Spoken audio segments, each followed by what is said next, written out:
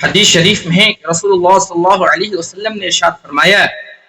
کہ محشر میں کوئی آدمی اپنی جگہ سے نہیں ہٹے گا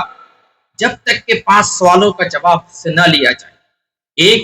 کہ اس نے اپنی عمر کن کاموں میں فنا کیا، کس کاموں میں ختم کیا۔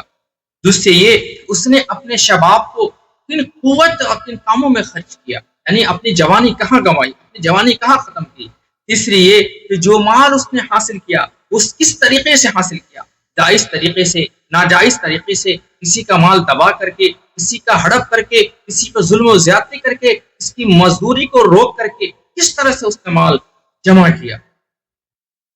اور حاصل کیا۔ چوتھے یہ کہ اس مال کو کہاں کہاں خرچ کیا، کیا رشتہ داروں پر خرچ کیا، بھائی بہنوں پر خرچ کیا، جس کا حقوق سب سے زیادہ ہے ان حق والوں پہ خرچ کیا، کہ واہ واہی میں خرچ کیا۔ جہاں 2 باتیں ہوں گی، واہ واہی ہوں گی، ان کے لیے تم نے پیسہ اٹھایا، یا پھر جہاں جس کا حق زیادہ قریب تھا اس کے لیے پیسے خرچ کیا۔ پانچویں یہ کہ جو علم اللہ نے اس کو دیا تھا اس پر کتنا عمل کیا، اس کا عمل کیا کیا۔ ان 5 چیزوں کے بارے میں سوال